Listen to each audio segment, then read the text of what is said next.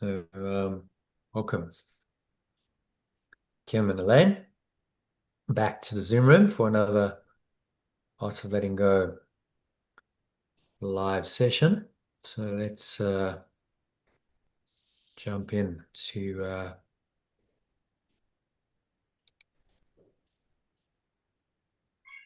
today's quote. Some teaching around that'll lead us nicely into the lesson, which is all about happiness.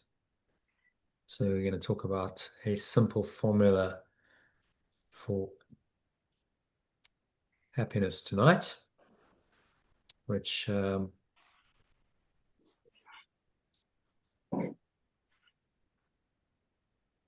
is really simple, but not always easy to practice.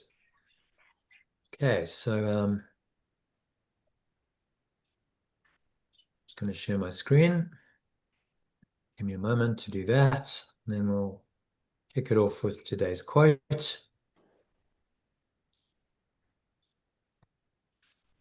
Okay. Can you see the screen? Yeah.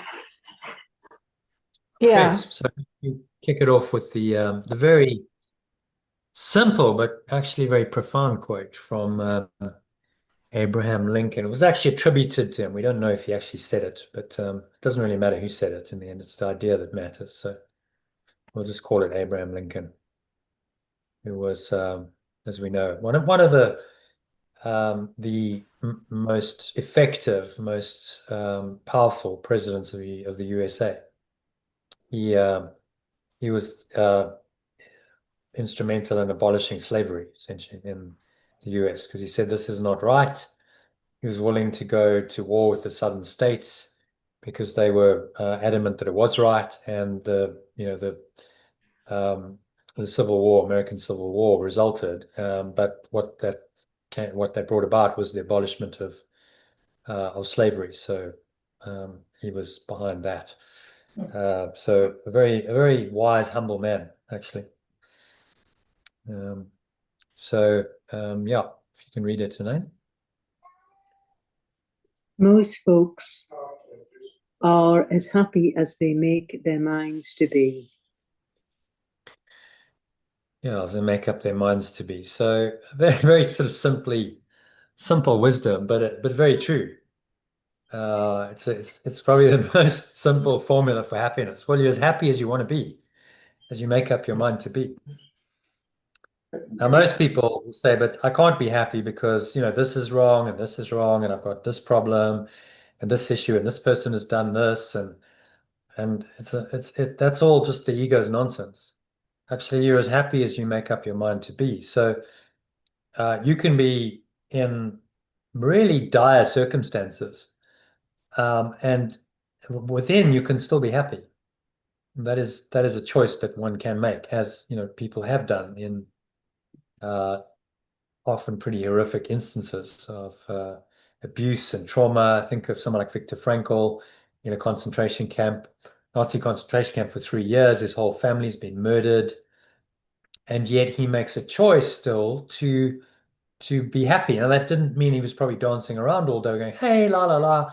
No, but it was an inner kind of I'm still happy in myself. I'm still peaceful, and somehow I know that this is just part of a process. See, so the sort of sense of higher purpose comes into it. That he knew that it was part of a process of learning and growth that he had to go through to bring his ideas of logotherapy, and really psychology was about meaning rather than anything else, to the world. And that's exactly what happened, because he was able to stay in this inner happiness and apply this formula even in the most challenging circumstances. So the determination to change your perception is the foundation of all personal transformation. If you can't change your mind, you can't change your perception, then there's no change, there's no transformation. So it's only through your willingness to change your mind that anything will ever change in your life. And when you're willing to change your mind, then your life changes. As within, so without. That's the law. As Yeshua states very clearly in this paragraph from the introduction to section 23 of the text, which is one of the more profound paragraphs in the whole text. So yeah, Kim, if you can read that. If you want me to make it a bit bigger, I can do that if you want. See if I can zoom in a bit. There we go.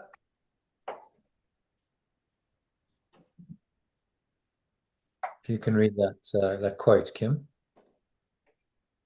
Projection makes perception. The world you see is what you gave it, nothing more than that. But through it is no more than that. Oh, but though it is no more than that, it is not less. Therefore, to you it is important. It is the witness to your state of mind, the outside picture of an inward condition. As man thinketh, so does he perceiveth. So as man thinketh, so does he perceive. Therefore, seek not to change the world, but to choose to change your mind about the world. So this is the theme of today's workbook lesson. But I gave you a little song about happiness. It's a great song, a happy song from a movie, actually. So listen to that. I won't play it now, but it's really one of those songs that just uplifts you. So because it has the spirit of, happiness is there. It's a choice. Just be happy. It's a choice that we can all make, no matter what circumstances we find ourselves in. And this is really all the course is saying. It's all any spiritual teaching is saying. You have a choice. You can choose to be happy. It's up to you, irrespective of your circumstances. Even if your circumstances are challenging, you can still choose to be happy. That is such a simple principle. You think, well, why doesn't everyone understand that? But most people don't understand that, do they? Most people are looking to the external world to make them happy. When this happens, when this goal is fulfilled, when I achieve this, when I do this, when I get married, when I have children, when I get a better job, when I retire, then I can be happy.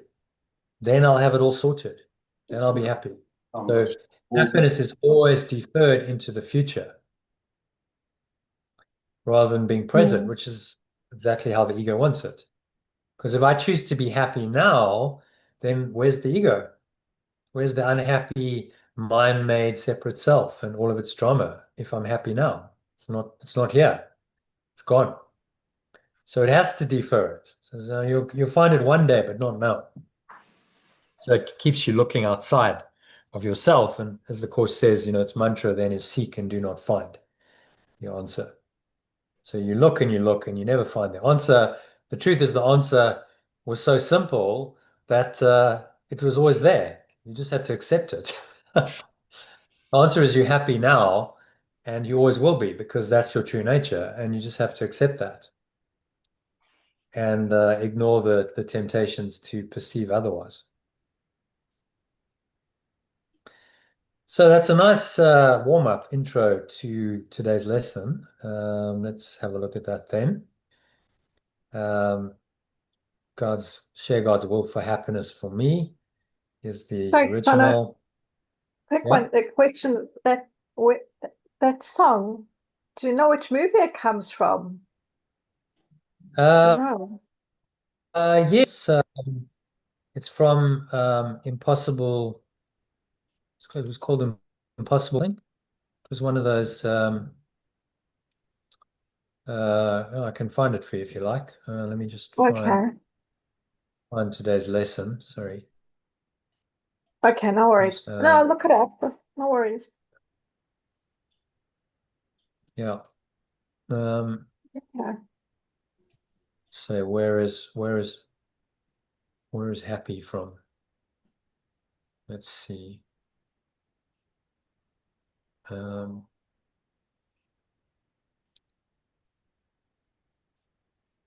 Which movie?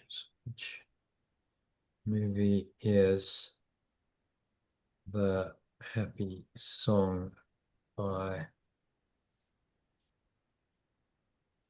Pharrell Williams.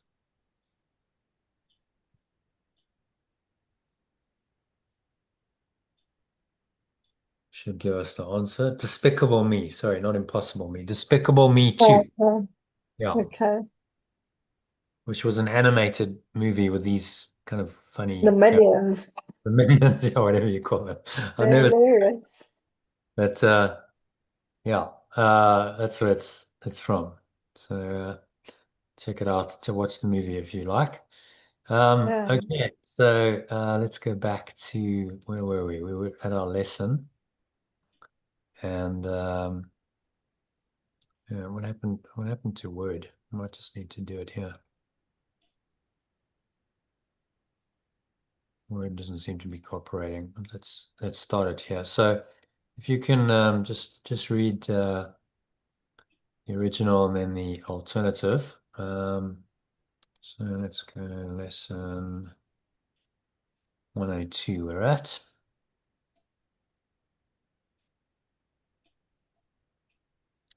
Okay, so I think again read the original then the alternative. So Kim, you read the original, Lane, you read the alternative, start with the main idea and then just go into the first paragraph. Well, it's actually pause it at the end of the first idea because it's worth a bit of discussion, I think. I share God's will for happiness for me. I share perfect love's awareness of happiness for me. Okay, so what's the lesson there he's saying? I share God's will for happiness for me. God's will, I've translated as awareness. So I share perfect love's awareness of happiness for me. It's kind of subtly different, isn't it? God's will has this idea of some external entity that wills happiness for me. This is more saying, actually, this is my own awareness. I just share this awareness, which is happiness. This perfect love's awareness is a happy awareness. So I share in this happy awareness. I share this, and it's happening all for me. It's given for and to me because that's my that's the gift of God. This awareness is always there. So I can, because it's always there, I can always choose to be happy.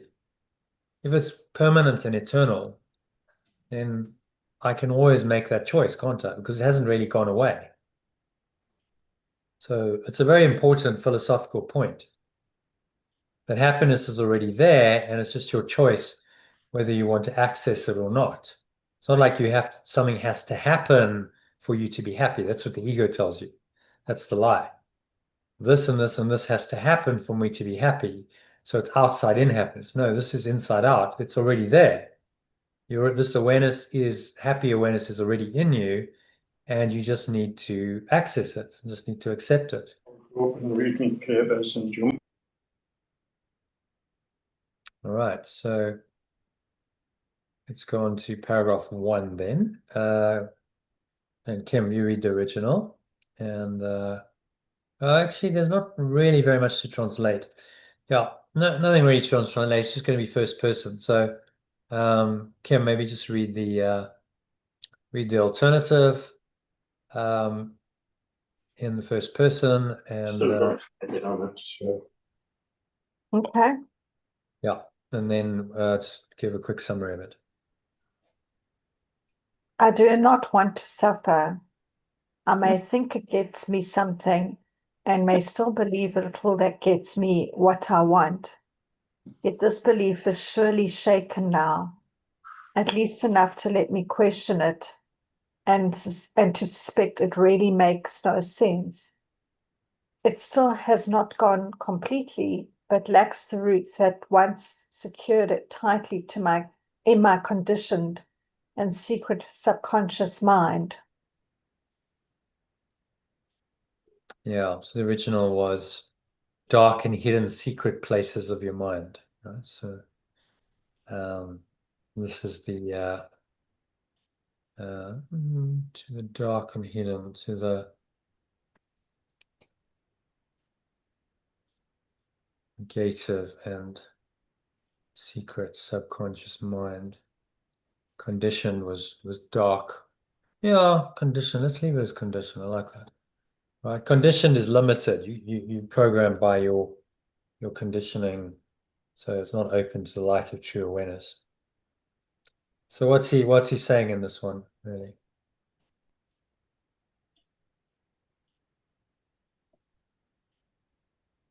We have this, well, what we're saying is that we have this egoic belief still there of suffering. And somehow, I don't know why it says this, I may think it gets me something and may still believe a little that it gets me what I want. Like maybe it's like that struggle to get what I want. Yeah, I don't know if it's referring to the struggle, the striving to get what I want. yeah, You know, it's a sacrifice. So yeah, it's a belief that we have. But it's actually now, as we're doing this, going through the course lessons and doing this unraveling, it's not really, it's become less ingrained. So we can start loosening it. So it's still there, but it's not as, it doesn't have this same hold on us as before. yeah, exactly. It's But walking away. but sometimes I like, again, I think it's that interpretation of, because we were talking earlier around, you know, that suffering kind of has to happen for us to let go. So is, I guess this is related, you know, it's that we don't want to suffer. We feel that we need to suffer. And somehow that's just how it turns out. It seems most of the time as part of the letting go process. Yeah. A lot of So people think it's suffering. like a bit of a parody here, you Hmm. know, because like the course will say, um, like the suffering, it's even saying this fear and the suffering and that it's not real, it doesn't, it's not really happening, which yes, but but then there's that kind of honor the struggle as well, because that's part of the letting go process. So it kind of has to happen. Hmm. Suffering That's is what I sometimes, necessary until it's unnecessary, until you realize it's unnecessary. yeah. So it's like a bit of, it's a bit Yeah, it's a difficult to paradox. get the head around, because it's like, okay, well, it needs to happen. I mean, even, you know, in terms of the journey, there is going to be these challenges, and with these challenges comes some level of suffering, right? Well, not Some necessarily. are quite light. Well, Not some of it's quite necessarily. light, or Hmm. You don't have to suffer with the challenges, but Yeshua does say, well, it is almost always so experienced. I mean, let's look at the Manual for Teachers very, very briefly, because he says this quite well in the Manual for Teachers. So let's go Course in Miracles. What's happening? I went to the Course in Miracles. That. Know what it's quite doing. Rid of that. Right, so let's find the Manual for Teachers.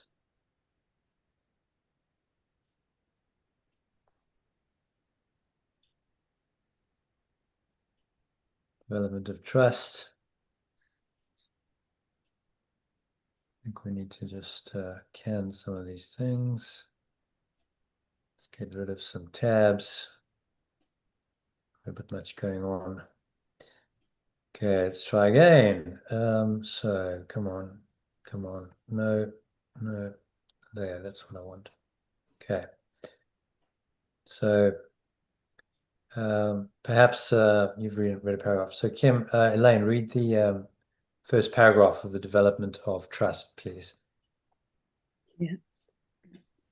First, they must go through what might be called a period of undoing.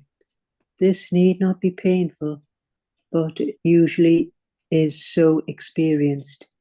It seems as if things are being taken away, and it is rarely understood initially what their lack of value is merely being recognized. How can lack of value be perceived unless the perceiver is in a position where he must see things in a different light? He is not yet at a point at which he can make the shift entirely internally, and so the plan will sometimes call for changes in what seem to be external circumstances. These changes are always helpful. When the teacher of God has learned that much, he goes on to the second stage. So, what's pertinent to suffering there? It's a period of undoing. This need not be painful. Oh, I see, yes. But it usually is so experienced. Okay. So, yeah, theoretically, you need not suffer. But practically, almost everyone does. Because when these things are seemingly taken away that you value, then because you valued them, suffering is almost inevitable. Because you valued what was false. Now you seem to be losing it. And what we have to do is get over our perception of suffering and say, well, actually, suffering is not necessary. I can just let this go. Which is what he's really referring to here in today's lesson. You may think it buys you something. You may think you need to suffer because you're evil, because you're sinful, because you're guilty. Maybe suffering gets you sympathy, and your ego likes to be a victim, so you get sympathy, and so on. It buys you something that you think you want. But the more you study this course, the more your belief in this is shaken. You're saying, well, actually, suffering isn't necessary. I don't need to suffer unnecessarily. I can just let go of this. Okay, so there's been a change in my life situation. Something seems to have been lost, but I don't need to suffer because of it. I can just let that thought and that feeling go. So he's saying this is starting to make sense, and the ego is starting to weaken. Right? It lacks the roots that once secured it tightly to the dark and hidden secret places of your mind. Tightly in my conditioned and secret subconscious mind. You're starting to loosen that all up as you awaken and question all of these beliefs, which most people never question in their life. Most people are not willing to look at them and question their fundamental beliefs and paradigms. They just carry on with them until they die, and then they come back and they do it all over again. Very little change happens after, say, childhood for most people. Course is saying that's why it's being called being born again in the Christian tradition. Course is saying no, you have to reinvent yourself. You have to become another self. Give birth to your spiritual self, your Christ self. Usually at a fairly advanced age, often 40s, 50s, 60s, 70s. This process starts happening. That's the rebirth that the Christianity talks about. To free yourself from this conditioned and secret subconscious mind patterns that have governed you all your life and awaken to the truth that they are not real. And therefore, you do not need to suffer because of them. Okay. Kim, does that answer your question, sort of? Yeah. Yeah. Suffering is necessary until you realize it's unnecessary. And the realization of that it being unnecessary is then going on to the second stage. When the teacher of God has learned that much, he goes on to the second stage. Because actually it's helpful. The changes are helpful. They're not designed to punish me or make me suffer. They are helpful. And I see that. Then where's the suffering if they're helpful? There is no suffering anymore, is there? Because I've reinterpreted what was previously making me suffer apparently as helpful. Then you go on. to the second stage, which is the period of sorting out.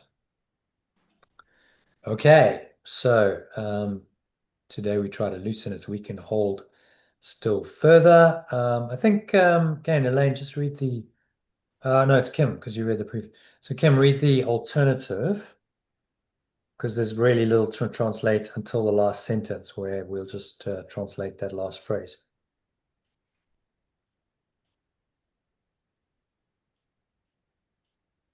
Okay. Today, I tried to release its weakened hold still further and to realize that pain is purposeless, without a cause and with no power to accomplish anything. It cannot get me anything at all. It offers me nothing and does not exist. And everything I think it offers me is non-existent like itself. I have been a slave to nothing. I am free today to join the happy awareness of perfect love.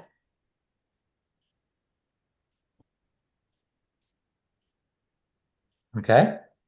So saying while now it's got while it's got a more weakened hold on us, we try to release it even more.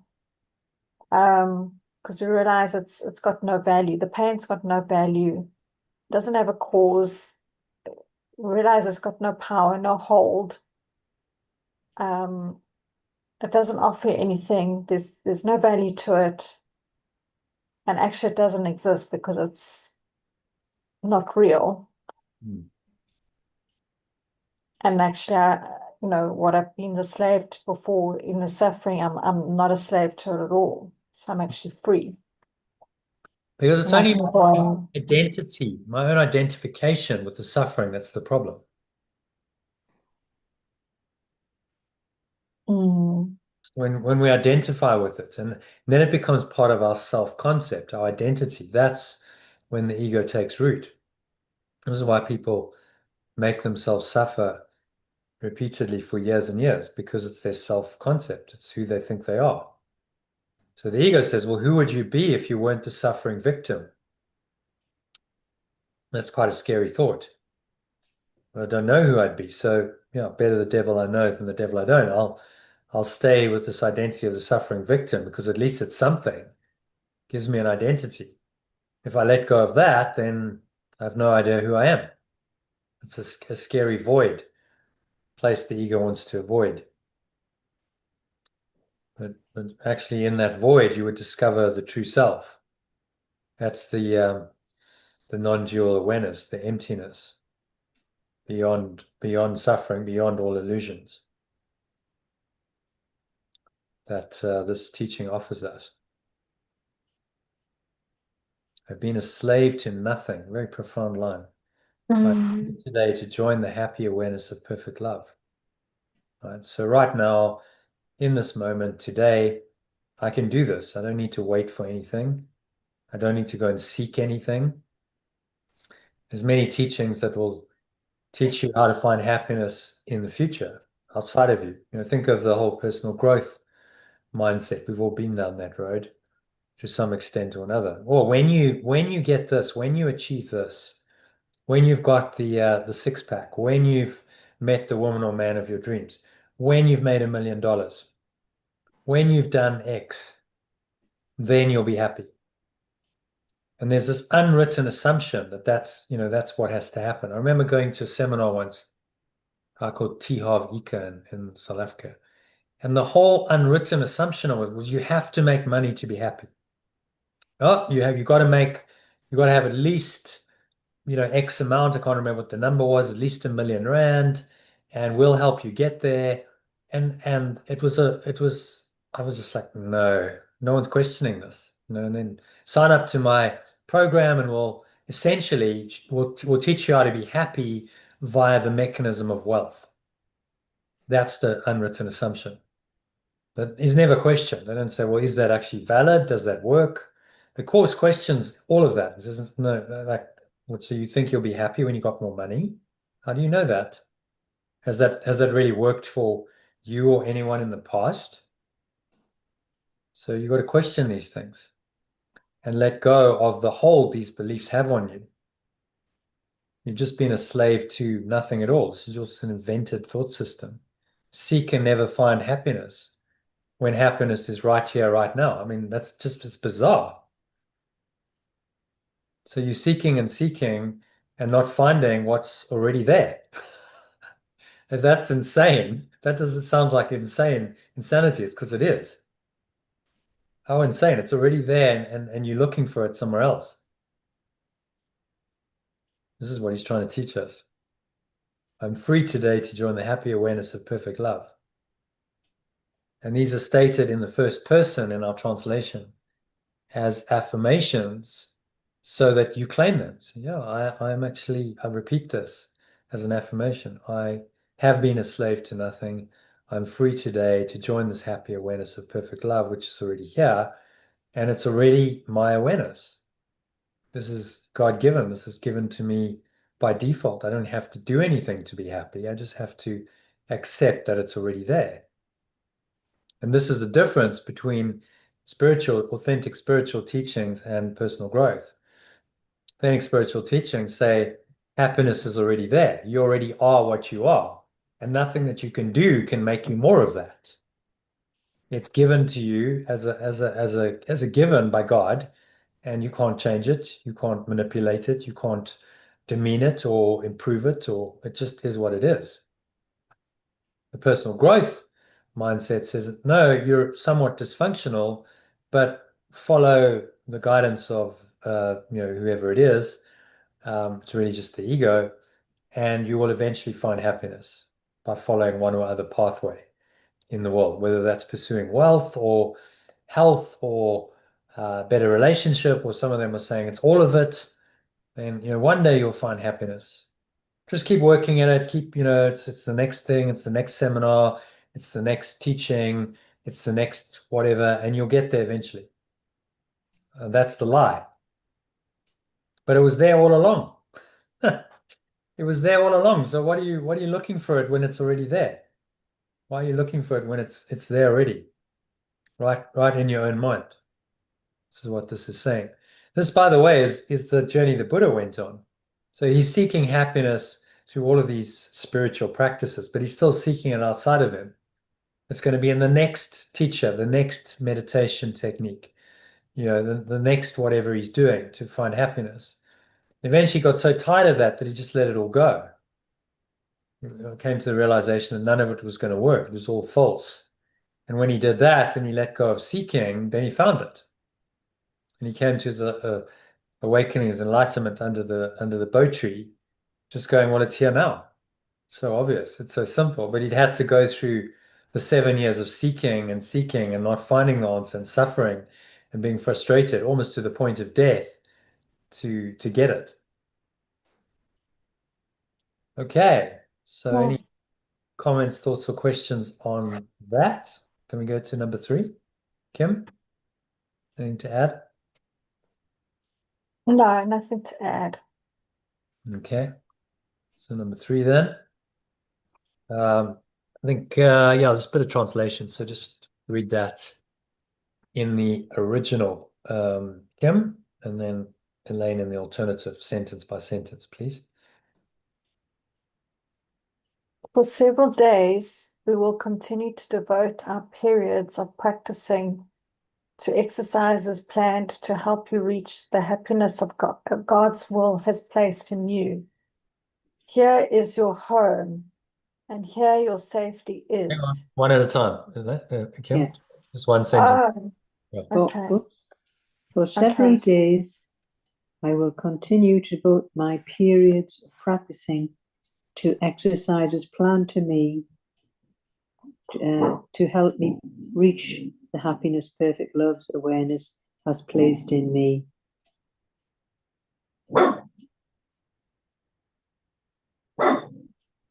Okay, and Kim, Here is your home, read and number 2. here is your home, and here your safety is. My home and safety are here. Here is your peace, and here there is no fear.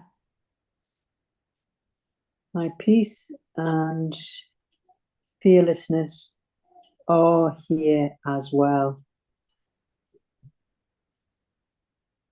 Here is salvation. Awakening is here. Here is rest at last. And here is my rest at last. From the top.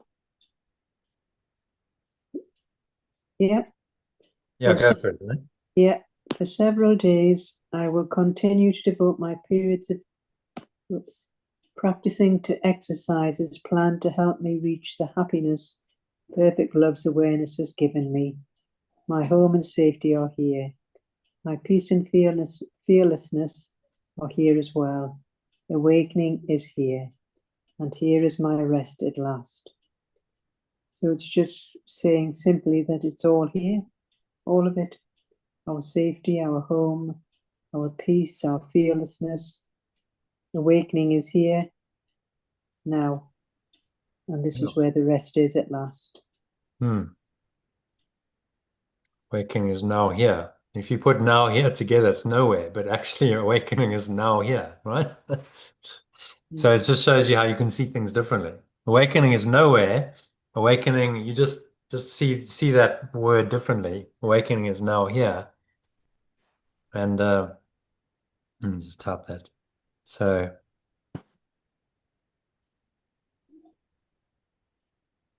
nowhere.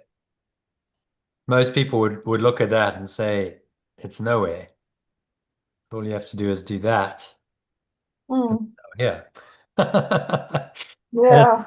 that Clever. simple perceptual Yeah. shift, that's what he's asking us to do. It's already here. I just have to be willing to see that. My mind open to that truth, and let go of the perception that it's nowhere. And that's just a perceptual change. It's just choosing to look at it differently. Clever. It is that simple. It's that simple, and yet it's that, because the nowhere idea, the idea of nowhere, we lost in the illusion, is so entrenched in most people's psyche that to suddenly say, well, happiness is now here when you've been miserable your whole life is a pretty radical shift. But it's possible in any moment. And so yes, you're saying, well, practice, right? You might not get it straight away all at once, but start practicing that happiness is now here rather than nowhere. And you do that by practicing these lessons, consciously doing the spiritual practices, by opening your mind to this higher awareness. You're saying awakening is now here, happiness is now here. And I'm accepting. The more that I do that, the more that reality starts to come into my awareness, because that's by my will, so it is. We create our own reality. And that's not saying that reality is not already there, but we choose to see it or we don't see it. That reality is there if we allow it, but if we choose to deny it, then we miscreate another reality, which is the whole problem. That's what we've done. From a separate self, we've miscreated a false reality, and we believe that actually happiness is nowhere in that reality. We can't find it. The best the ego can do is say, well, happiness isn't here now, but one day in the future, you'll find it over there.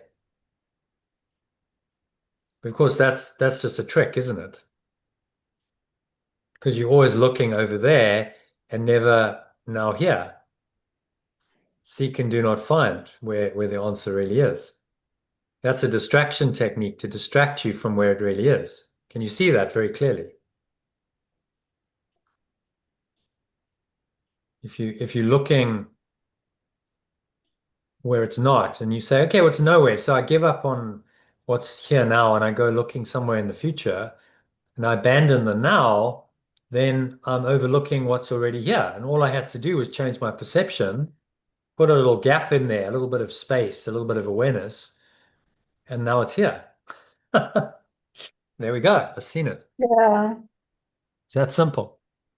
And that's really all the course is trying to teach us. It's so simple, but it's a profound shift in awareness, nevertheless, and it takes time and practice to achieve it. Because we're so rooted to nowhere that happiness is nowhere. We've put that idea so firmly in our minds that this is now a pretty radical shift.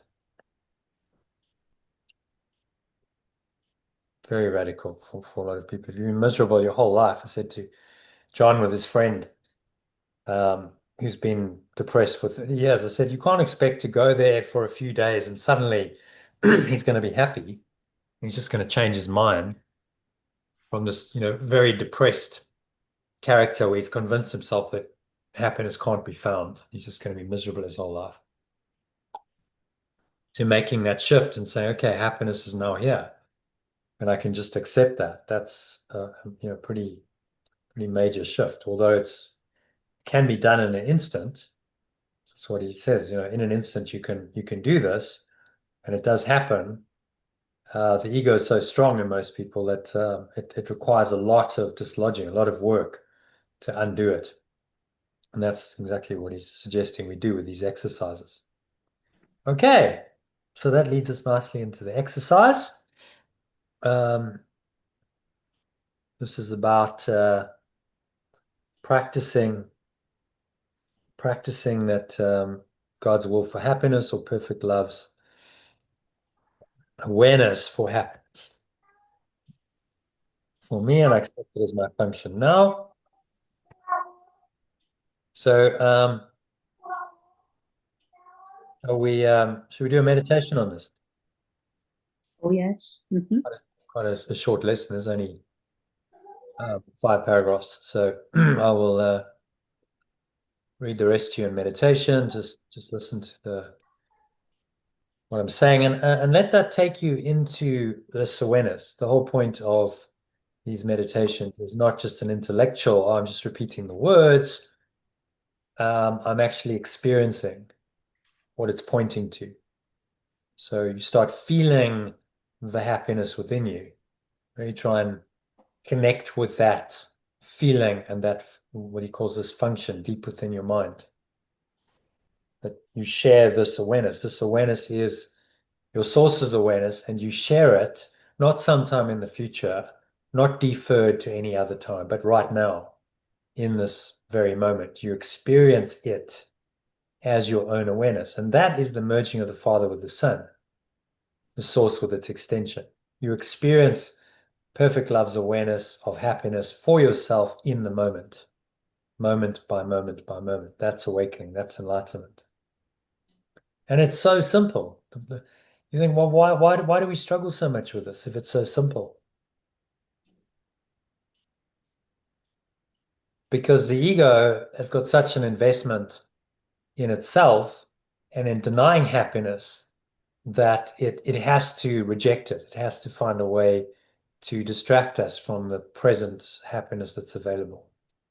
And it does that with all the false thoughts of past and future. Very ingenious, very cunning, but nevertheless false. Okay. So any very simple lesson, but very profound. Any other thoughts or comments or questions on it?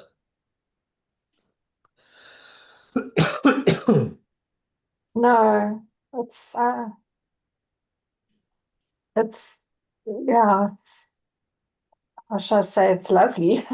Oh, this is salvation. This is awakening. He's saying it's right here, right now. This is the good news. The gospel was just saying it's here now. Kingdom of heaven is upon the earth, he said. It's here now. But people don't see it. This is almost, paraphrasing what Yeshua said. You're like, well, what does he mean? Kingdom of heaven is here. You happy now. Saying, be happy now, you fools. Because it's right here, but you don't see it. Because you're looking somewhere else for it. But it's right here, right now. But as he said, most people don't see it. It's spread upon the earth. Spread across, kingdom of heaven is spread out across the earth, I think is how it's translated in the Bible. And yet people are not aware of it. People don't see it. Because they're looking for happiness somewhere else, outside of them. Happiness will be in my next holiday, in my next job, in my my next special relationship, or an improved special relationship. It'll happen when I retire, when the kids leave home, when I win the lottery, when I smoke my next joint, when I drink my next drink, when I go for a meal, when I go on holiday, and so on and so on and on it goes, yeah? Then I'll be happy.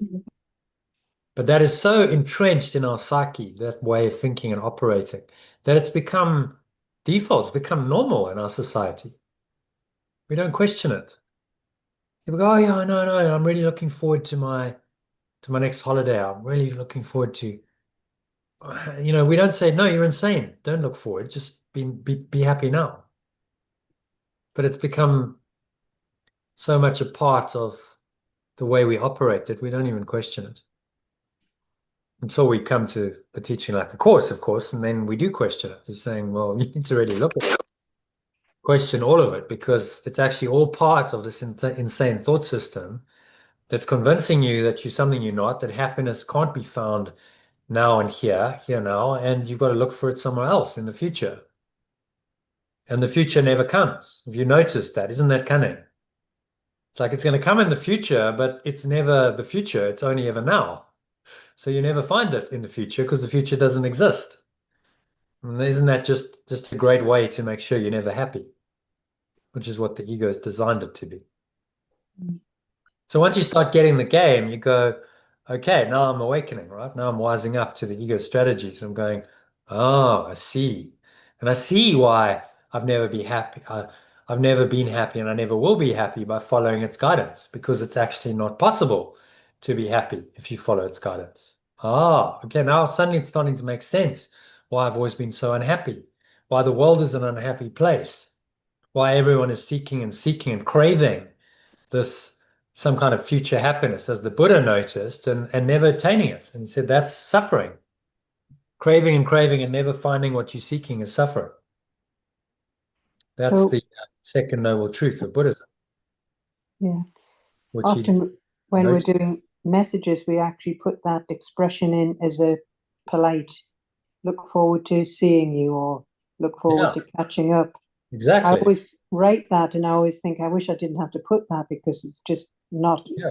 the way I've been trained. But Well, you it's don't have to. You can just say have a happy day. but no, That's when I'm meeting up with them, say they're coming over yeah. to Tenerife. Yeah, I know what you mean. Yeah. Oh, really It's a looking forward difficult to it. one, because I always think I would. It just Yeah, sticks with me. I think I don't want to put that, but they yeah, put look yeah, forward to seeing you, and I yeah. have So to yeah, but return the then compliment.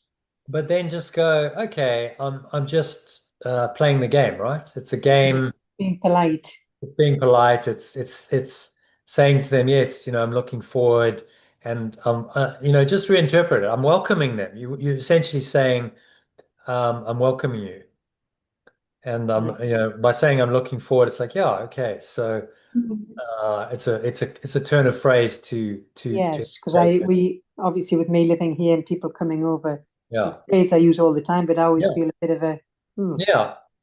But yeah, then just go, well, I understand that it's just a social construct. yeah, So I'm right. using it like, how are you? How's Just it like, going? or How you're are yours sincerely, you? or yours faithfully. Yes, yeah, Yeah, it's like that, It's just okay. You use it as part of a commonly expressed way of communication, yeah. commonly Being communication. polite. Yeah, It's yeah. polite, and you're using the formality, but you don't have to believe in it. No, because it sticks to me, because I always think, well, it's just not what the course is saying. Yeah, It's here you now. don't look forward because it's only now, but Yeah, in practical time, they are coming sometime in the future, right? It just hasn't yes, happened. So you're dealing then in the duality of the world. Okay, so we're making a plan. I know you're not going to come now, but you're coming in a few weeks. So there's this concept of the future that enters in, but on a practical level, you kind of have to do that, right? Because if you didn't make a plan with them and arrange it up front, then they would never arrive. no, that you wouldn't No. be meeting So, them. but just don't get sucked in by the illusion of it. Realize that it No, is no. part of the dream. Yeah, it's a phrase that gets used all the time, It and does, yeah. and always get Yeah. stuck with that one. I always think, but it's Yeah. not sincere, that at all, is it? Yeah. But now you can look at it and go, okay, I understand what I'm doing.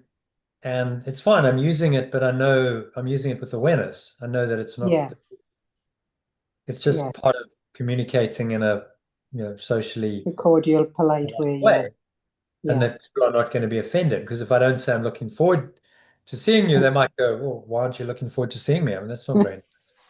And then Yeah. they might take offense, and then that wouldn't be love's will, would it? No, So no, no, of you're saying, course. well, I'm using that expression from a higher awareness because it's doing the perfect love's will, because it's welcoming them, and I'm meeting them where they are. Do you understand? This is part of the art of letting go. Uh-huh. You got to meet people where they are. If you just said, well, there's no past, there's no future, so actually I'm not looking forward to seeing you, I'll just be happy when you arrive. They would go, that's a bit weird, Elaine. Like, So what are yes, you you've Are got you to just all go with right? the flow. Yeah, yeah, Right? No. I mean, if they was course students, they'd understand, yeah, or yeah, spiritual path, they'd understand. But the average person wouldn't. They'd go, that's just a bit weird. yeah, Why are yeah, you, why are you saying that? So you don't have to go there. I mean, Ken Wapnick gave some very good advice to course students. He said, just be normal. yeah, What do you yeah. mean by that? He meant don't be all like weird and far out and airy fairy and oh well, just I mean, to use your analogy of that guy who was saying, well, just get over it. Just someone's died, but just get over it because there's no bodies and there's no death and just Yeah. that's not really being normal. That's being somewhat unkind, uncaring, Yes, it is. It's unsympathetic, insensitive. insensitive. And this happened. Ken Wapnick talked about it as well, and said this would happen a lot. You would see course students going in, and someone's really sick, maybe even dying on a hospital bed, and they say, "Yeah, you're just deluded, man. There's no body. Just wake up. Mm. Your Of sickness, your illness course. is true." And everyone, you can imagine like what everyone, the sick person and anyone else listening would go, whoa, like who the hell are you? You're just this totally insensitive bull in a china shop coming in here telling Mm. this person this and actually offending them. And it's not helpful. This isn't love. And so then, you've actually discredited the whole teaching because it wasn't done out of love. It was done out of some kind of superiority. I wanted Mm. to just show you how special I am because I know this and you don't, and I'm almost using the course now to look down on you. I mean that this can happen. Mm. Mm. People The misuse spiritual ego. Yeah. spiritual ego again. Oh no, I'm just teaching the course. No, but what was your intent? Was your intent a loving intent? Were you trying to help that person? Were you trying to be truly helpful Mm. or not? And if it wasn't truly helpful, then don't do it. Yeah. Yeah. Even Yeah. Ken Wapnick tried to help Helen once. So she's the scribe of the course, right? She should have like deep access to this, but she's highly resistant. She doesn't really accept the teaching. Mm. So Yeah. he tells of a situation where he went over to a house and I think they were translating editing the course. And she's really in a mood. She's really, angry with someone because they haven't done the right thing with the course. They've misused the course and she's just like taking it out on them. So he's like, okay, well, I'm going to try and help her to kind of calm down. And so, Helen, why don't we read a passage from the course? Let's do a meditation on it. He guides her through it. She calms down. He's going, oh, great. I've done the right thing here.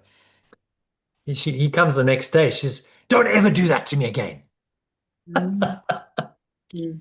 Apparently, she woke up at 3 o'clock in the morning and this massive ego lashback effect. And then she didn't sleep the whole night because her ego was just raging. She said it came on even stronger in the night. I was just raging because you didn't let me get it out.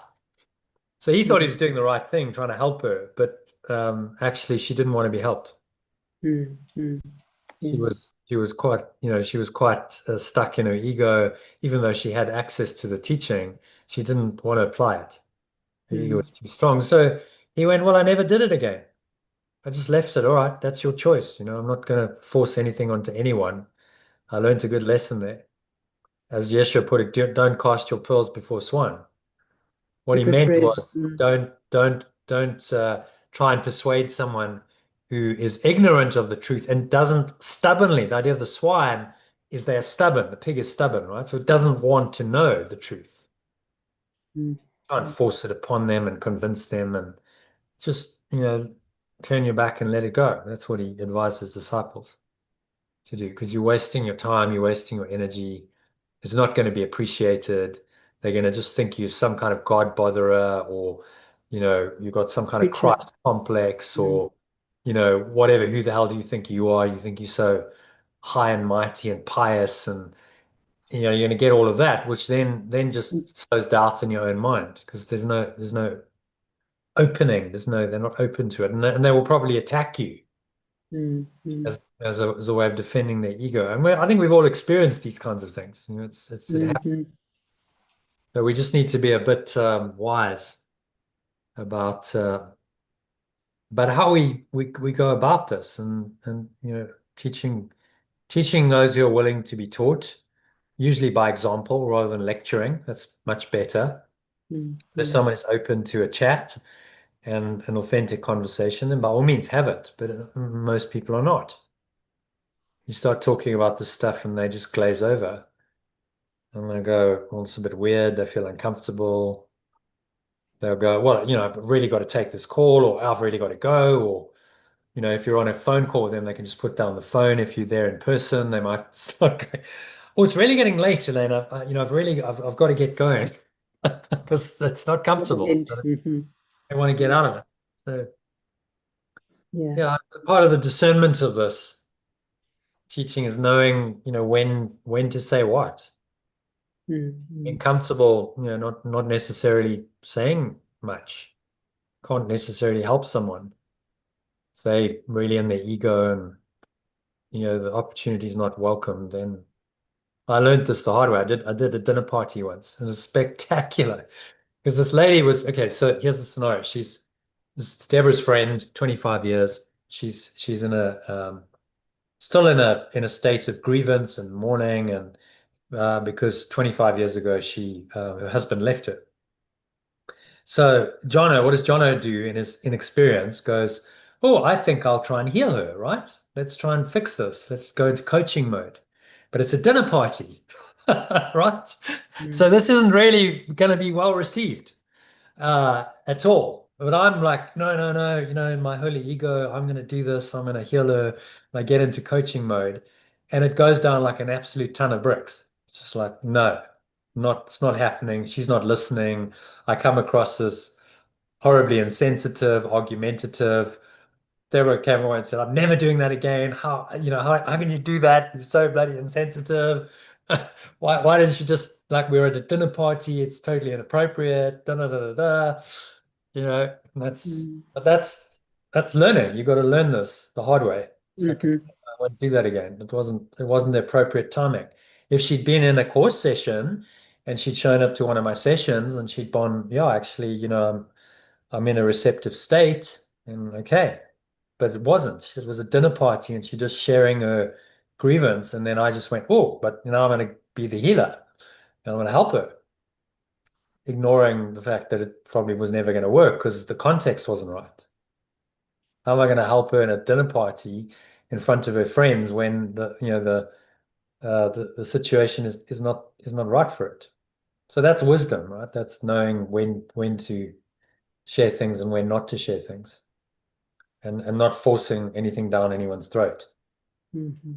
Which, Okay. I think we all make that mistake when you get into the course and I don't know, I'm so keen, I want to tell everyone, and then it's like, oh, but actually, it's not really that welcome. No. Yeah. No. Not that welcome, and you start to learn a Just bit. no. Yeah. Yeah. Mhm. And that's all part of the learning. So it doesn't mean it's not true. It doesn't mean I couldn't think that. In that moment, I was like, okay, I can see this woman is attached to the past. She's got a false self-concept going on. There's a grievance. She really needs to let that go to move on. That was an authentic insight, yes.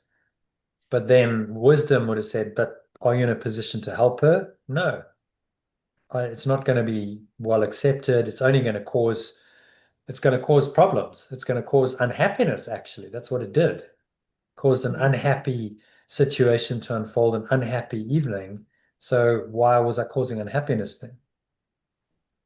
Learning. Yeah, but that's wisdom, isn't it? That's Mm. that's that's Mhm.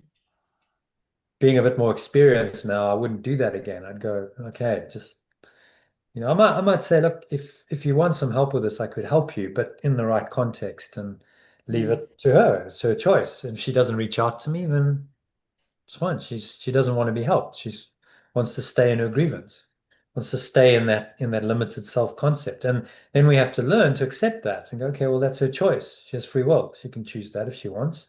She's choosing suffering. It's not a wise choice, but it's her choice nevertheless. So I respect that.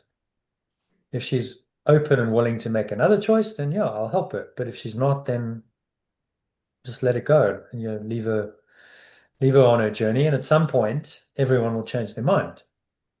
It might take many, many lifetimes. You don't know.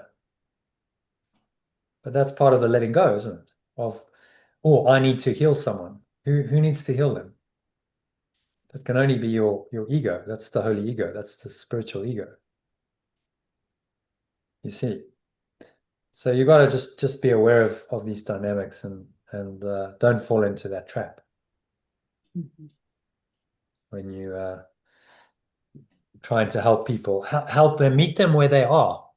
And I think that was why Yeshua was such a good teacher, because he met people where they were. So he would teach them in a way that they could accept, that they could understand, they could resonate with.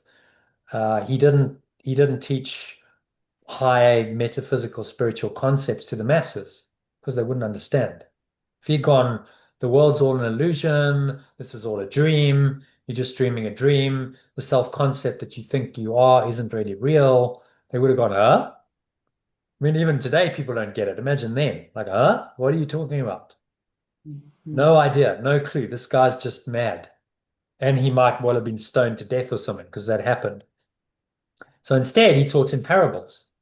And he went, okay, I'll teach you where you're at. I'll teach you via stories that you can resonate with, stories about farmers and sowing of seed and fishermen and coins and someone who's lost a sheep and so on and so on. Stories people could resonate with. Oh, okay, I get it because there's a story. Okay, and there's a principle in the story. Okay, I can understand that. Brilliant, genius teacher, really, really good. And then he saved the higher metaphysical teachings probably for his inner circle of disciples. And that was probably not recorded. That didn't go in the Gospels. That was edited out. The other Gospels, like Gospel of Thomas and Gospel of Judas, a lot of these things were excluded because they had deeper teachings and wisdom that the church didn't want people to know. But anyway, that's another subject entirely.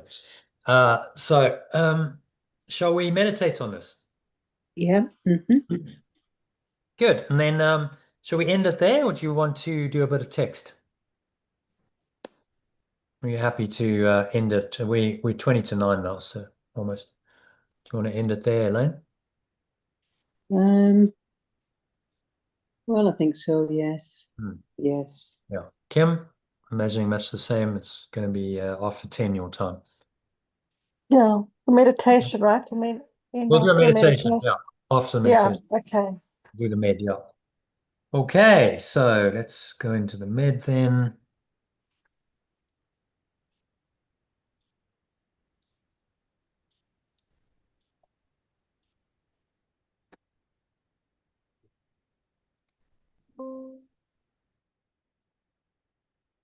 Okay, so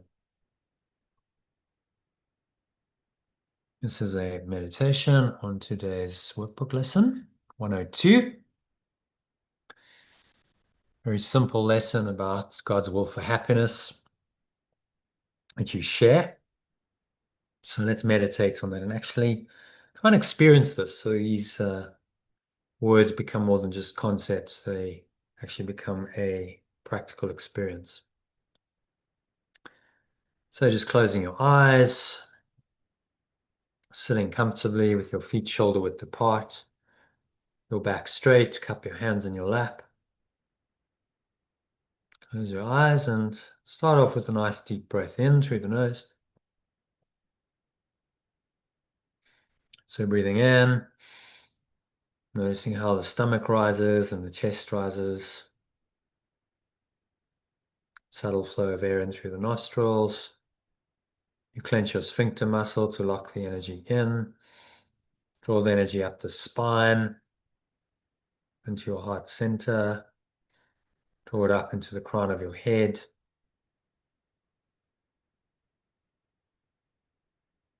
Pausing at the top of the inhale.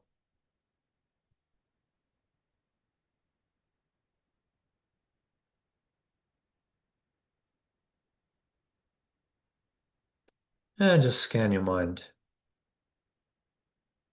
for any unhappy thoughts, emotions. Notice how that might appear in the body. Another deep breath in, breathe into all of it. So you're breathing in a higher awareness that allows you just to look on these unhappy thoughts and emotions and bring in another awareness, which is that you share God's will or perfect love's awareness for happiness for you. Just say, I share perfect love's awareness for happiness for me.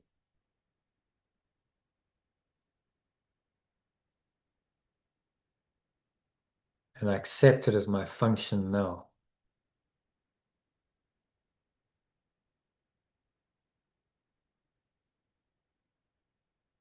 I accept it as my function now, which means that I cannot be unhappy. Any unhappy, negative thoughts and emotions are not according to my function. They are not according to perfect love's awareness, which I share, and so they are not real. And seek this function, says Yeshua, deep within your mind, for it is here awaiting your choice. You cannot fail to find it when you learn it is your choice, and that you share God's will, and you share perfect love's awareness. And so let's exhale on the truth of that, letting go as you exhale of any dark thoughts, any negative thoughts and emotions, just blowing them away. It's the breeze of your breath into the nothingness they really are.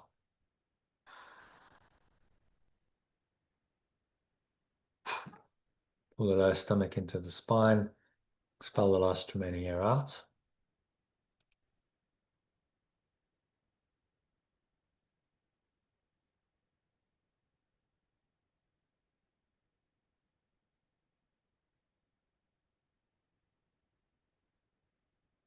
And just choose to be happy.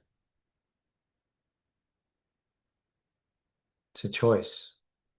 Happiness doesn't come from outside of you. It's a choice that you make in every moment, right here, right now.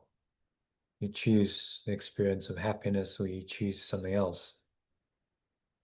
The choice for the something else is the problem. It's the only problem we really have, is a false choice.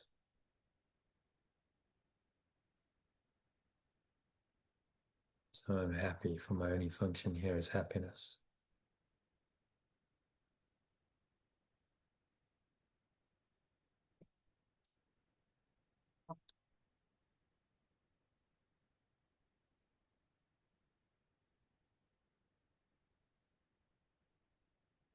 So I have no need to be less loving to perfect love's extensions than our source, whose love extends them as loving as itself.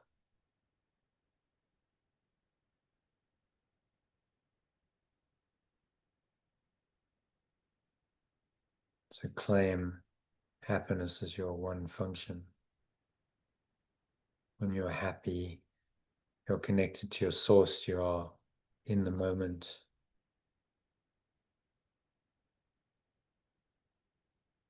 Now, the only time where you can find happiness is now, in the present moment.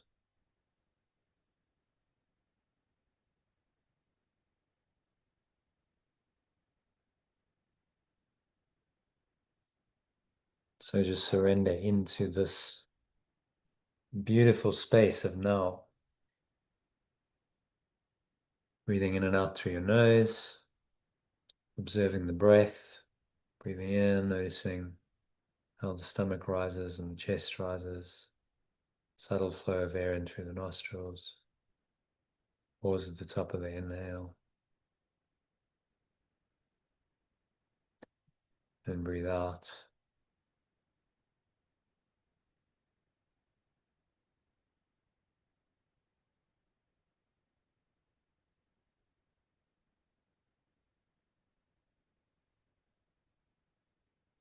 Just watching the breath, breathing in and out through the nose, observing the subtle sensations of the breath flowing into the nostrils, out of the nostrils. Notice how it touches the area just below your nostrils, between your nose and your upper lip.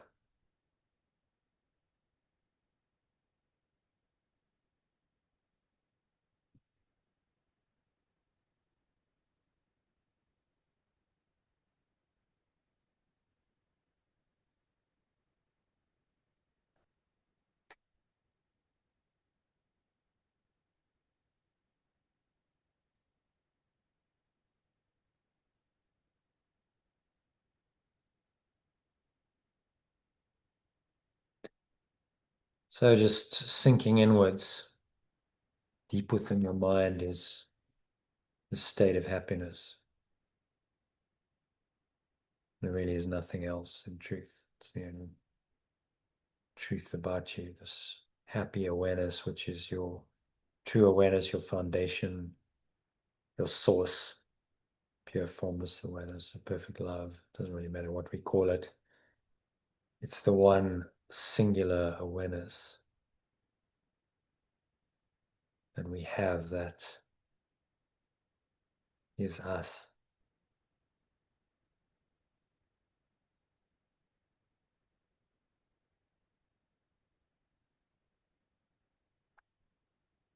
So there's really nowhere else to go, nothing else to do, nothing else to think about. Just breathe, relax, and be still.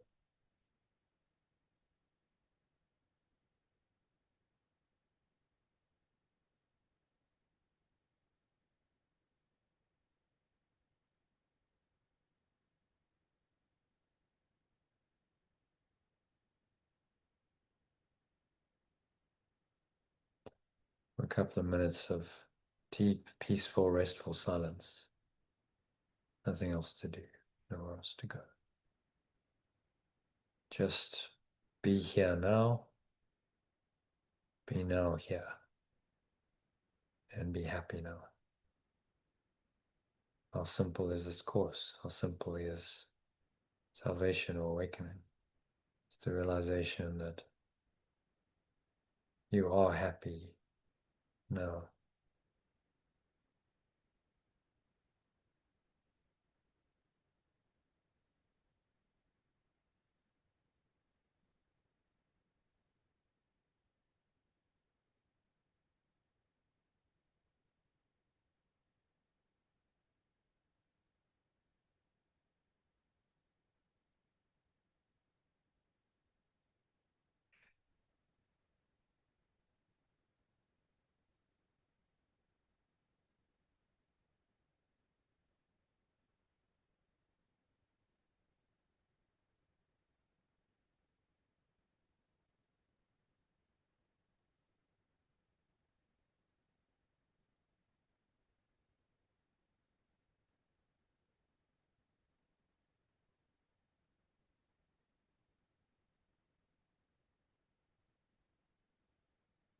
Any thoughts come up, seemingly disturb your peace,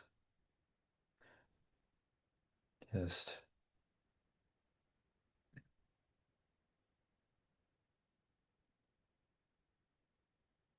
breathing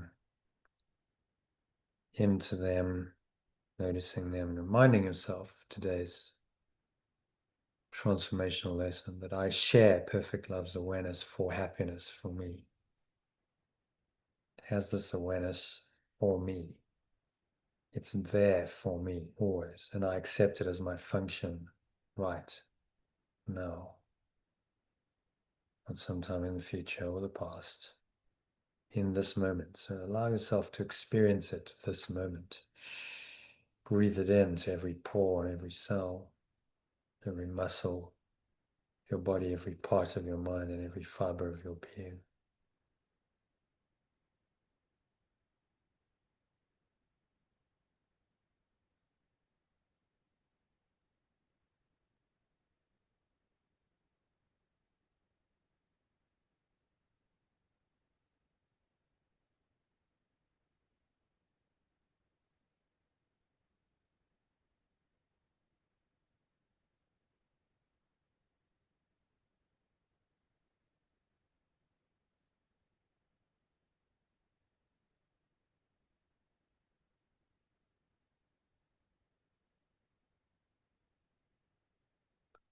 And just sink in again to this perfect loving awareness.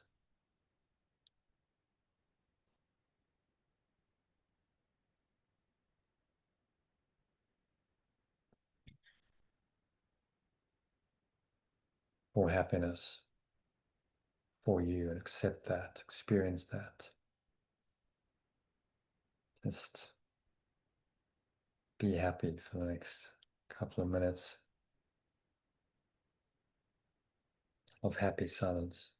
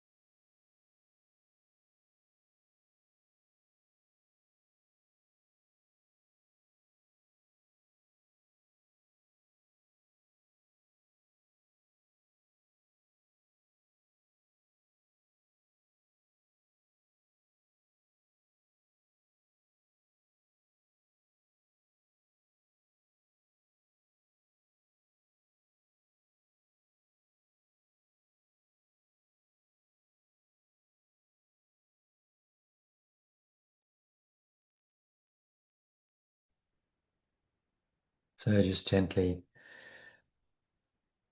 coming back now into an awareness of the body, the breath, the senses, and the world. And on the count of three, you can open your eyes. So breathing in, noticing how the stomach rises and the chest rises. Subtle flow of air in through the nostrils. Pause at the top of the inhale. Connect with your breath. Smile. Scan your mind for any negative thoughts, any unhappy thoughts or feelings, emotions, feelings, sensations, and it seems to be unhappy, causing you suffering, remind yourself that I share God's will of perfect love's awareness for happiness for me, and I accept it as my function now. Say that, affirm that with determination. Blow out any of these negative, unhappy thoughts.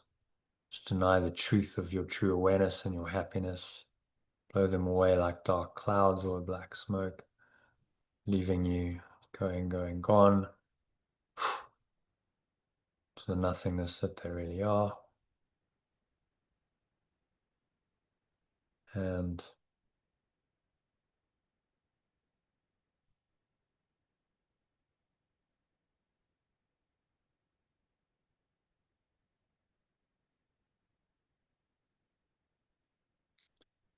just rest in this peaceful awareness, this happy awareness.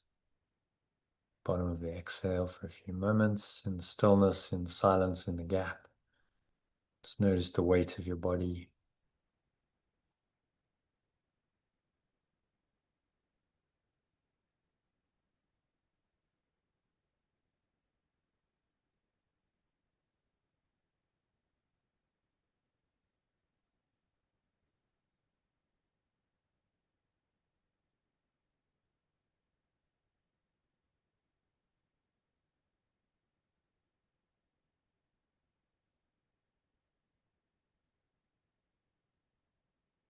The weight of your body.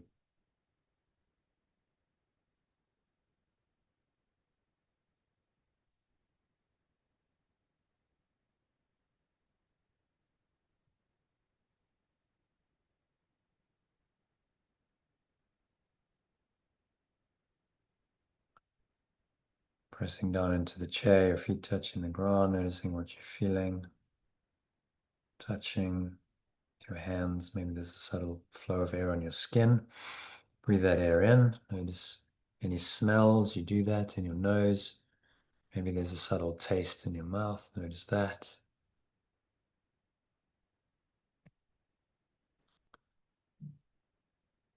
Notice what you're hearing in the surrounding environment. Noticing all these things from this very still, calm, surrendered state of pure awareness, without judgment.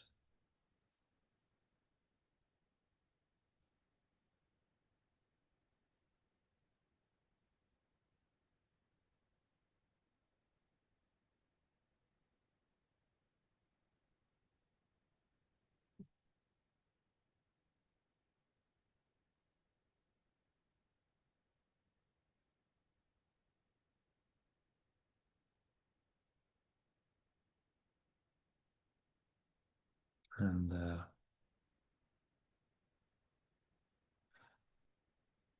just letting go of any unhappiness related to any of these judgments, noticing that underneath any of that is just this pure awareness, perfect love's awareness for happiness, just given to you, it's given for you, and it's your function now.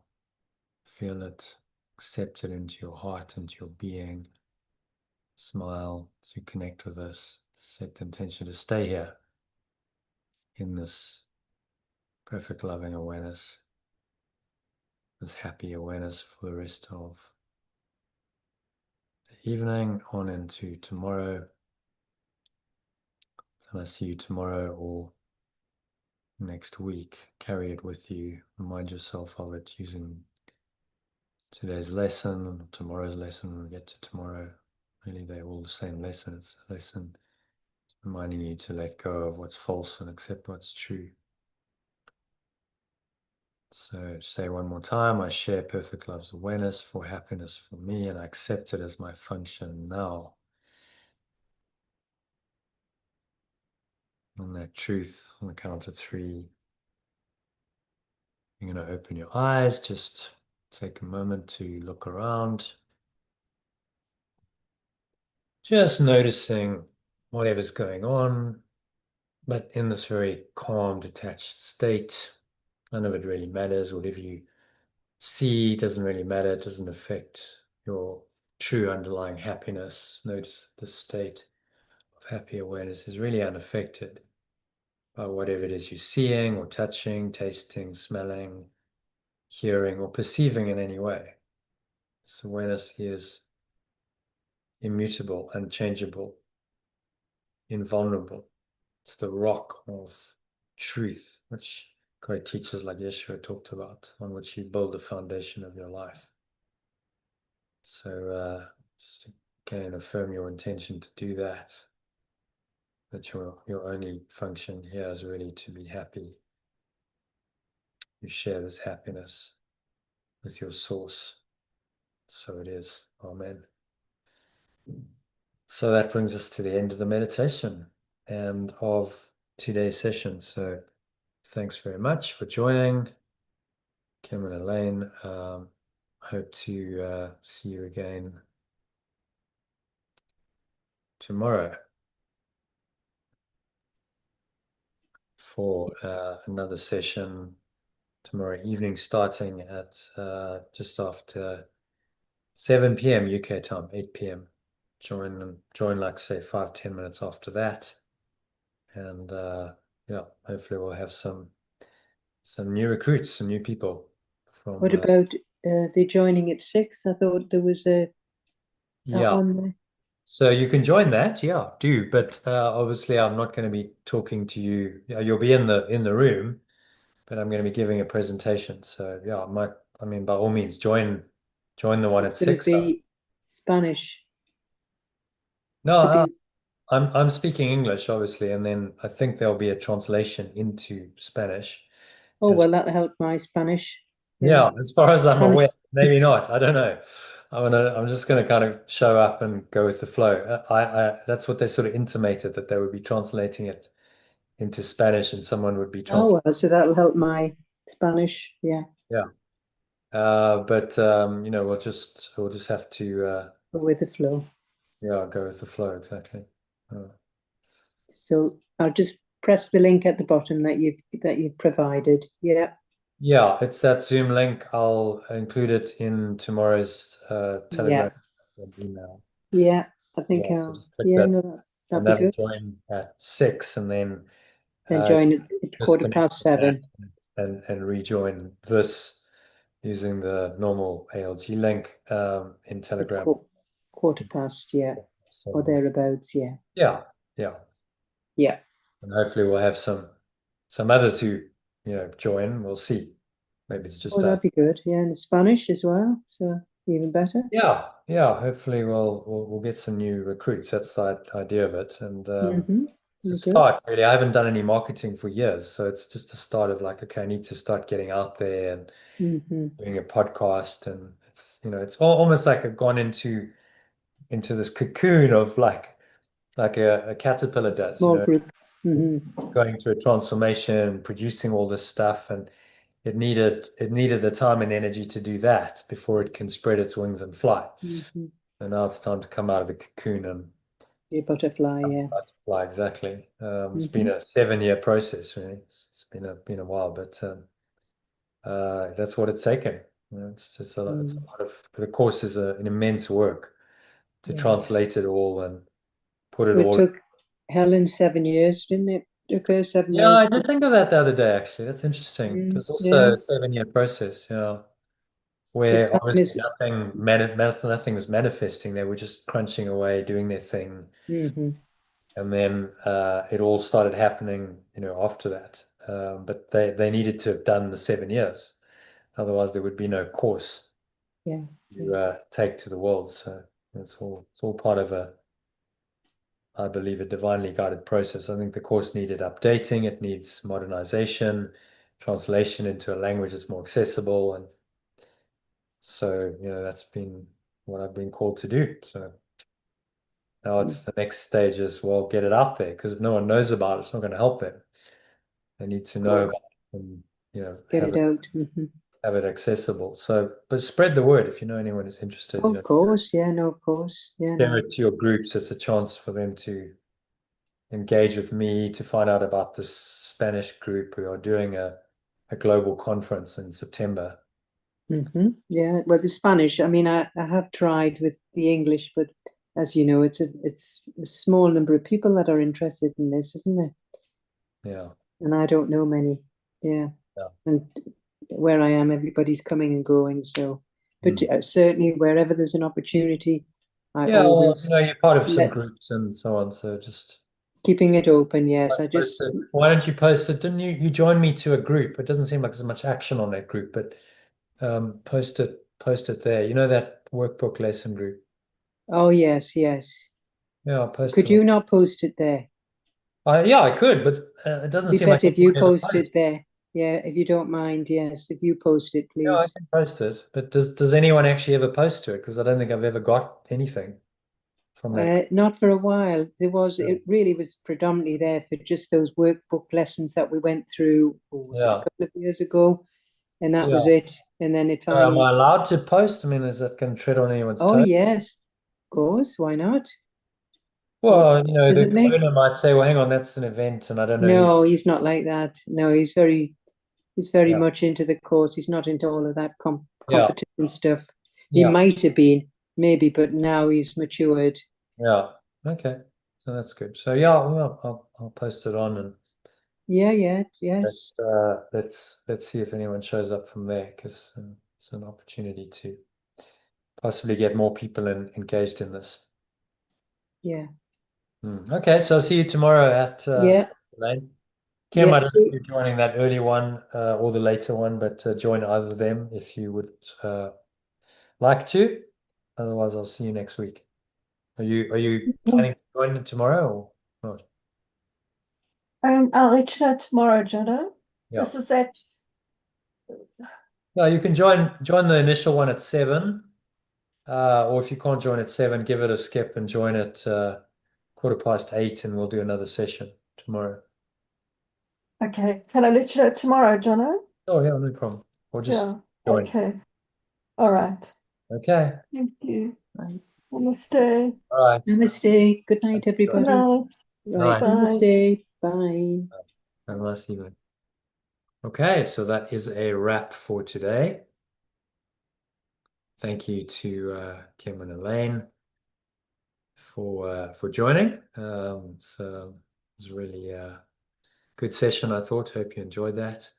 If you would like to go further into this, go deeper, go to lifebuild.com. You'll find access to, you can sign up to my Telegram group, which I send out daily information to, the inspirational quote that I referred to in the beginning, as well as the workbook lessons I'm teaching. There's other resources, invitation to join these live sessions with a Zoom link, information about other sessions that I'm doing, like the one I just mentioned tomorrow. So yeah, join and you'll get all of that. You just need Telegram on your mobile device, which is a free download from the App Store or Google Play Store. So yeah, do that. You could also subscribe to the channel. If you like this, just hit the subscribe button. You'll be notified whenever I go live, which is at the moment once or twice a week. That's going to be upscaled in the future to more sessions, maybe three to 5 live sessions a week, all freely available on the channel. So sign up and join and yeah, dive in. So yeah, I hope to connect with you on the inside of one of these sessions soon, or on the Telegram group. Thanks for listening, watching, and namaste, which means the happy self in me acknowledges and honors that same happy self in you. And wishing you much love, peace, and happiness.